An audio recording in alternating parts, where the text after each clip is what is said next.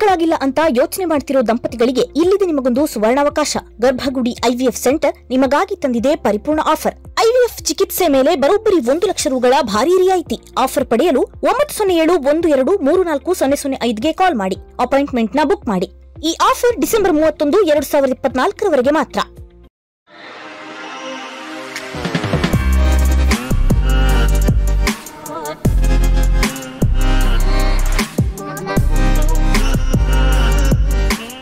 Hi friends, ದಿನದ ಎಲ್ಲ ಪ್ರಮುಖ ಸುದ್ದಿಯನ್ನ ನಿಮಗೆ ತಲುಪಿಸೋ mastmaga.comನ ಫುಲ್ ನ್ಯೂಸ್ಗೆ ಸ್ವಾಗತ. ನಾನು ಅಮರ್ ಪ್ರಸಾದ್. ತೀವ್ರ ಕುತೂಹಲ ಕೆರಳಿಸಿದ್ದ ಪಾರ್ಲಿಮೆಂಟ್ನ ಸಂವಿಧಾನ ಚರ್ಚೆಯಲ್ಲಿ ಪಿಎಂ ನರೇಂದ್ರ ಮೋದಿ ಮತ್ತು ವಿಪಕ್ಷ ನಾಯಕ ರಾಹುಲ್ ಗಾಂಧಿ ಮಾತನಾಡಿದ್ದಾರೆ. ಮಾತಿನುದ್ದಕ್ಕೂ ಪರಸ್ಪರ ಒಬ್ಬರ ಮೇಲೊಬ್ಬರು ಮಾತಿನ ಬಾಣಗಳನ್ನು ಬಿಟ್ಟಿದ್ದಾರೆ. ಮೋದಿ ಮಾತನಾಡಿ, ಸ್ವಾತಂತ್ರ್ಯ ನಂತರ ಕೆಲ ವಿಕೃತ ಮನಸ್ಥಿತಿಗಳು ವಿವಿಧತೆಯಲ್ಲಿ ಏಕತೆ ಅನ್ನೋ ಐಡಿಯಾದ ಮೇಲೆ, ಸಂವಿಧಾನದ ಮೇಲೆ ದಾಳಿ ಮಾಡಿದ್ವು ಅಂತ ಕಾಂಗ್ರೆಸ್ ಮೇಲೆ ಪ್ರಹಾರ ಮಾಡಿದ್ದಾರೆ. ನೆಹರು ಕಾಲದಲ್ಲಿ ಮೀಸಲಾತಿಯನ್ನು ವಿರೋಧಿಸಲಾಗಿತ್ತು. ಜೊತೆಗೆ ನೆಹರು ದೇಶದ ಮೊದಲ ಪ್ರಧಾನಿಯಾಗಿ ಇನ್ನು ಚುನಾವಣೆಗಿಂತ ಮುಂಚೆ ಆ ಸಂದರ್ಭವನ್ನ ಹಾಗೆ ತಳ್ಕೊಂಡು ಹೋಗ್ಲಿಕ್ಕೆ ಅಂತ ಒಂದು ಸರ್ಕಾರ ಮಾಡಿರ್ತಾರಲ್ಲ, ಅದರಲ್ಲಿ ಇವರು ಪ್ರೈಮ್ ಮಿನಿಸ್ಟರ್ ಆಗಿರ್ತಾರಲ್ಲ, ಜನರಿಂದೇನು ಆಯ್ಕೆಯಾಗಿರದ ಪ್ರೈಮ್ ಮಿನಿಸ್ಟರ್ ಆಗಿದ್ರೂ ಕೂಡ ಅವರು ಸಂವಿಧಾನ ಸಭೆಯಲ್ಲಿ ಅವರ ಅಜೆಂಡಾಗಳು ಈಡೇರಲಿಲ್ಲ ಅಂತ ಈ ಜನರಿಂದ ಆಯ್ಕೆಯಾಗದ ಪ್ರಧಾನಿ ಆರ್ಡಿನೆನ್ಸ್ ಅಂದರೆ ಸುಗ್ರೀವಾಜ್ಞೆ ಹೊರಡಿಸಿ ಅಭಿವ್ಯಕ್ತಿ ಸ್ವಾತಂತ್ರ್ಯ ಇರಬಾರದು ಅಂತ ಸಂವಿಧಾನಕ್ಕೆ ಬದಲಾವಣೆ ಮಾಡಿದ್ರು ಅನ್ನೋದನ್ನ ಪಿಎಂ ಉಲ್ಲೇಖ ಮಾಡಿದ್ರು. ಇದು ಸಂವಿಧಾನದ ಮೇಲಿನ ದಾಳಿ ಅಲ್ವಾ ಅಂತ ಕೇಳಿದ್ರು. ಜೊತೆಗೆ 1975ರಲ್ಲಿ ಸಂವಿಧಾನದ 25 ವರ್ಷಗಳನ್ನ ಪೂರೈಸೋ ಟೈಮ್ನಲ್ಲೇ ಅದನ್ನ ನಾಶ ಮಾಡೋ ಪ್ರಯತ್ನ ನಡೆದಿತ್ತು. ಅಂದ್ರೆ ತುರ್ತು ಪರಿಸ್ಥಿತಿಯನ್ನು ಹೇರಲಾಗಿತ್ತು. ಸಂವಿಧಾನಕ್ಕೆ ನೋವುಂಟು ಮಾಡೋಕೆ ಒಂದು ಫ್ಯಾಮಿಲಿ, ಕಾಂಗ್ರೆಸ್ನ ಒಂದು ಫ್ಯಾಮಿಲಿ ಎಲ್ಲ ರೀತಿಯ ಪ್ರಯತ್ನಗಳನ್ನ ಮಾಡಿದೆ. ನೆಹರು ಅಂತೂ ಸಂವಿಧಾನ ನಿಮ್ಮ ದಾರಿಗೆ ಅಡ್ಡಿ ಆದ್ರೆ ಅದನ್ನ ಬದಲಾಯಿಸೋಣ ಅಂತ ಮುಖ್ಯಮಂತ್ರಿಗಳಿಗೆ ಪತ್ರವನ್ನೇ ಬರೆದಿದ್ರು. ನೆಹರು ಬಿತ್ತಿದ ಈ ಬೀಜವನ್ನ ಇಂದಿರಾ ಗಾಂಧಿ ಕೂಡ ಫಾಲೋ ಮಾಡಿ ಸುಪ್ರೀಂ ಕೋರ್ಟ್ ನಿರ್ಧಾರದ ವಿರುದ್ಧ ನಿಂತರು. ತುರ್ತು ಪರಿಸ್ಥಿತಿ ಹೆಸರಲ್ಲಿ ಸಂವಿಧಾನದ ಮೇಲೆ ದಾಳಿ ಮಾಡಿ ಪ್ರಜಾಪ್ರಭುತ್ವವನ್ನು ಹತ್ತಿಕ್ಕಿದ್ರು. ನಂತರ ರಾಜೀವ್ ಗಾಂಧಿ ಸಂವಿಧಾನಕ್ಕೆ ಧಕ್ಕೆ ಉಂಟು ಮಾಡಿದ್ರು. 1984ರ ಶಾಬಾನೋ ಕೇಸ್ನಲ್ಲಿ ಸುಪ್ರೀಂ ಕೋರ್ಟ್ ಆದೇಶವನ್ನ ಬದಲಾಯಿಸಿ ಸಂವಿಧಾನಕ್ಕೆ ತಿದ್ದುಪಡಿ ಮಾಡಿ ಕೋರ್ಟ್ ಆದೇಶವನ್ನೇ ಉಲ್ಟಾ ಮಾಡಿದ್ರು. ಶಾಬಾನೋಗೆ ಅನ್ಯಾಯ ಮಾಡಿ ಅವರ ಭಾವನೆಗೆ ನೋವುಂಟು ಮಾಡಿದ್ರು. ಸಂವಿಧಾನದ ಭಾವನೆಯನ್ನೇ ಬಲಿಕೊಟ್ರು. ಇನ್ನು ಮನಮೋಹನ್ ಸಿಂಗ್ರನ್ನ ಪ್ರಧಾನಿ ಮಾಡಿ ಅಧಿಕಾರ ಎಲ್ಲ ಸೂಪರ್ ಪಿಎಂ ಕೈಲಿತ್ತು. ಅಂದ್ರೆ ಸೋನಿಯಾ ಗಾಂಧಿ ಕಂಟ್ರೋಲ್ ಮಾಡ್ತಾ ಇದ್ರು. ನ್ಯಾಷನಲ್ ಅಡ್ವೈಸರಿ ಕೌನ್ಸಿಲ್ ಅಂತ ರಚನೆ ಮಾಡಿ ಆ ಕೌನ್ಸಿಲ್ನ ಸಲಹೆ ಸೂಚನೆಯಂತೆ ಮನಮೋಹನ್ ಸಿಂಗ್ ಸರ್ಕಾರ ನಡೀತಾ ಇತ್ತು. ಅದು ಸಂವಿಧಾನ ವಿರೋಧಿ ಅಲ್ಲವೇ ಅಂತ ಕೇಳಿದ್ರು. ಏನೋ ಕಾಂಗ್ರೆಸ್ ಮೀಸಲಾತಿ ವಿರೋಧಿ ಪಾಲಿಸಿಯನ್ನ ಹೊಂದಿದೆ. ವೋಟ್ ಬ್ಯಾಂಕ್ ಪಾಲಿಟಿಕ್ಸ್ ನಿಂದ ಎಸ್ಸಿ, ಎಸ್ಟಿ, ಒಬಿಸಿಗಳು ಪರದಾಡುವಂತಾಗಿದೆ. ಕಾಂಗ್ರೆಸ್ ಏಕರೂಪ ನಾಗರಿಕ ಸಂಹಿತೆಯನ್ನ ಕೂಡ ವಿರೋಧಿಸುತ್ತೆ. ಆದ್ರೆ ನಮ್ಮ ಸರ್ಕಾರ ಆರ್ಟಿಕಲ್ 370 ಕಾಶ್ಮೀರದಿಂದ ತೆಗೆಯಿತು. ದೇಶದ ಏಕತೆಗೆ ಮತ್ತು ಸಂವಿಧಾನದ ಮೌಲ್ಯಕ್ಕೆ ಗೌರವ ಕೊಡ್ತು. ಆದರೆ ನೆಹರು ಗಾಂಧಿ ಫ್ಯಾಮಿಲಿಗೆ ಸಂವಿಧಾನ ಚೇಂಜ್ ಮಾಡೋದು ಹ್ಯಾಬಿಟ್ ಆಗಿದೆ ಅಂತ ಕಿಡಿಕಾರಿದ್ರು. ಇದಕ್ಕೂ ಮೊದಲು ಮಾತನಾಡಿದ ವಿಪಕ್ಷ ನಾಯಕ ರಾಹುಲ್ ಗಾಂಧಿ ಬಿಜೆಪಿ ವಿರುದ್ಧ ಅವರು ವಾಗ್ದಾಳಿ ಮಾಡಿದ್ರು. ಸಾವರ್ಕರ್ ವಿರುದ್ಧ ವಾಗ್ದಾಳಿ ಮಾಡಿದ್ರು. ನಾನು ಸಾವರ್ಕರ್ರ ಭಾಷಣದಿಂದಲೇ ನನ್ನ ಭಾಷಣವನ್ನ ಪ್ರಾರಂಭ ಮಾಡ್ತೀನಿ. ಅವರು ಭಾರತದ ಸಂವಿಧಾನದಲ್ಲಿ ಯಾವುದೇ ರೀತಿಯ ಭಾರತದ ಎಲಿಮೆಂಟ್ ಇಲ್ಲ ಅಂತ ಹೇಳಿದ್ರು. ಮನುಸ್ಮೃತಿ ನಮ್ಮ ಹಿಂದೂ ರಾಷ್ಟ್ರದಲ್ಲಿ ವೇದಗಳ ನಂತರ ಅತಿ ಹೆಚ್ಚು ಪೂಜಿಸಲ್ಪಡುತ್ತೆ ಅಂತ ಹೇಳಿದ್ರು ಸಾವರ್ಕರ್. ಈಗ ಹೇಳಿ, ನೀವು ಈ ಸಂವಿಧಾನದ ಪುಸ್ತಕವನ್ನ ಫಾಲೋ ಮಾಡ್ತಾ ಇದ್ದೀರಾ ಅಂತ ರಾಹುಲ್ ಗಾಂಧಿ ಬಿಜೆಪಿಯನ್ನ ಪ್ರಶ್ನೆ ಮಾಡಿದ್ರು. ಅಲ್ಲದೆ ಮಹಾಭಾರತದ ದ್ರೋಣಾಚಾರ್ಯರಂತೆ ಬಿಜೆಪಿ ಸರ್ಕಾರ ದೇಶದ ಯುವಕರು, ಉದ್ಯಮಗಳು ಮತ್ತು ಸಮಾಜದ ಇತರ ವರ್ಗಗಳ ಹೆಬ್ಬೆರಳನ್ನ ಕತ್ತರಿಸ್ತಾ ಇದ್ದಾರೆ ಅಂತ ರಾಹುಲ್ ಗಾಂಧಿ ಕಿಡಿಕಾರಿದ್ರು.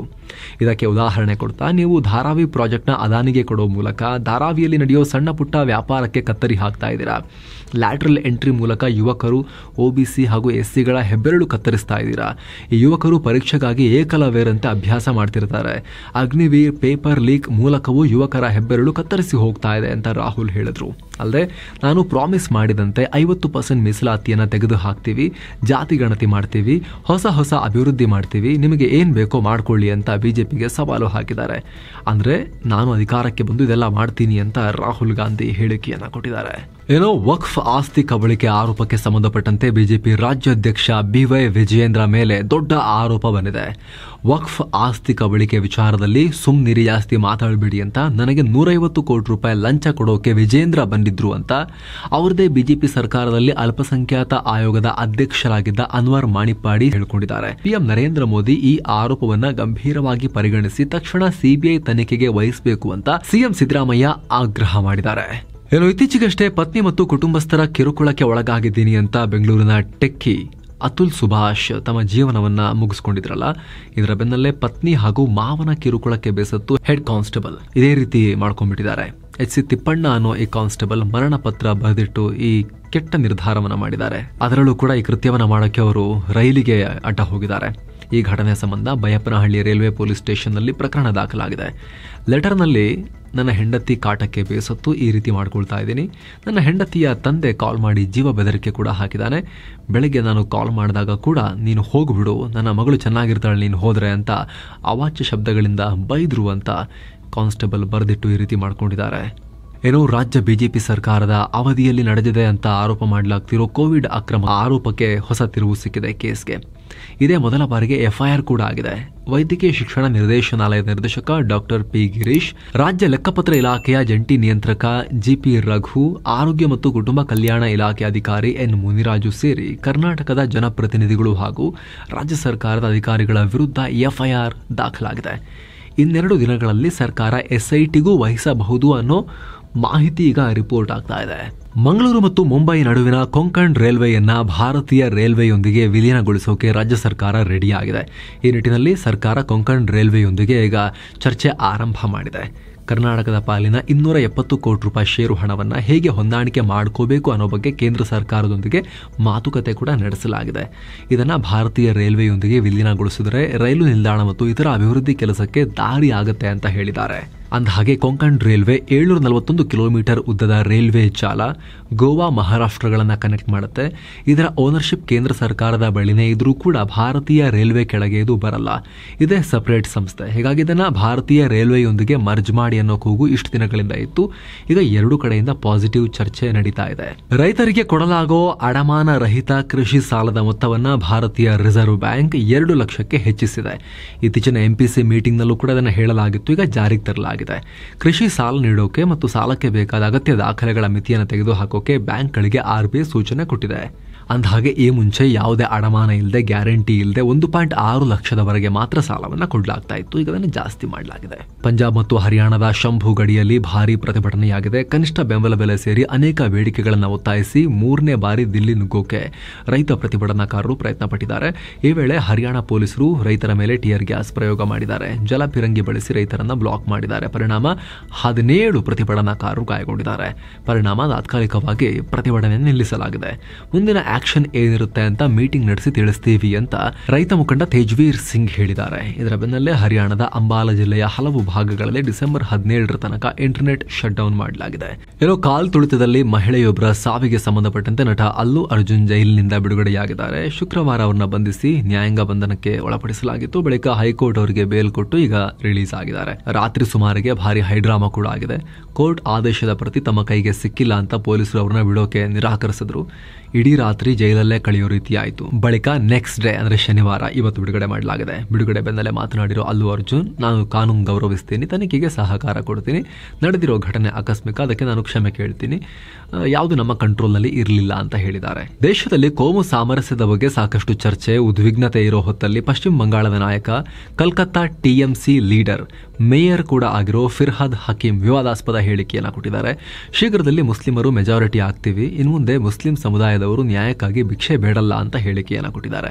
ಇದರ ಬೆನ್ನಲ್ಲೇ ಟಿಎಂಸಿ ಸರ್ಕಾರದ ವಿರುದ್ಧ ಬಿಜೆಪಿ ಕಿಡಿಕಾರಿದೆ. ಕಲ್ಕತ್ತಾ ಮೇಯರ್ ಶರಿಯಾ ಲಾ ತರೋದ್ರ ಬಗ್ಗೆ ಹಿಂಟ್ ಕೊಡ್ತಿದ್ದಾರೆ ಅಂತ ವಾಗ್ದಾಳಿ ನಡೆಸಿದೆ. ಅಂದಹಾಗೆ ಈ ಹಿಂದೆ ಕೂಡ ಫಿರ್ಹಾದ್ ಹಕೀಂ ಇದೇ ರೀತಿ ವಿವಾದಾಸ್ಪದ ಹೇಳಿಕೆ ಕೊಟ್ಟಿದ್ರು. ಇಸ್ಲಾಂನಲ್ಲಿ ಹುಟ್ಟದೇ ಇರೋದು ದುರದೃಷ್ಟಕರ ಅಂತ ಹೇಳಿದ್ರು. ಅಲ್ಲದೆ ಮುಸ್ಲಿಂ ಅಲ್ಲದವರಿಗೂ ಧರ್ಮವನ್ನ ನಾವು ಹರಡಬೇಕಾಗಿದೆ ಅಂತ ಹೇಳಿಕೆಯನ್ನು ಕೊಟ್ಟಿದ್ರು ಈ ಮೇಯರ್. ಇದೀಗ ಮತ್ತೆ ಅದೇ ರೀತಿಯ ಮನಸ್ಥಿತಿಯ ದರ್ಶನವನ್ನ ಮಾಡಿದ್ದಾರೆ. ಮತ್ತೊಂದು ಕಡೆ ಸಂಸದ ಅಸದುದ್ದೀನ್ ಓವೈಸಿ ಮಾತನಾಡಿದ್ದಾರೆ. ಬಾಂಗ್ಲಾದಲ್ಲಿ ಅಲ್ಪಸಂಖ್ಯಾತರ ಮೇಲೆ ದಾಳಿ ಆಗ್ತಿದೆ, ಹಿಂದೂಗಳ ಮೇಲೆ ದಾಳಿ ಆಗ್ತಿದೆ. ಅದರ ಬಗ್ಗೆ ಮೋದಿ ಯೂನುಸ್ ಸರ್ಕಾರದೊಂದಿಗೆ ಮಾತನಾಡಲಿ, ಆದರೆ ಅಲ್ಲಿನ ಹಿಂದೂಗಳ ಮೇಲೆ ದಾಳಿ ಆಗ್ತಿರೋದನ್ನ ಬಳಸಿಕೊಂಡು ಇಲ್ಲಿನ ಮುಸ್ಲಿಮರ ಮೇಲೆ ದ್ವೇಷ ಹರಡಬಾರದು ಅಂತ ಹೇಳಿಕೆಯನ್ನು ಕೊಟ್ಟಿದ್ದಾರೆ.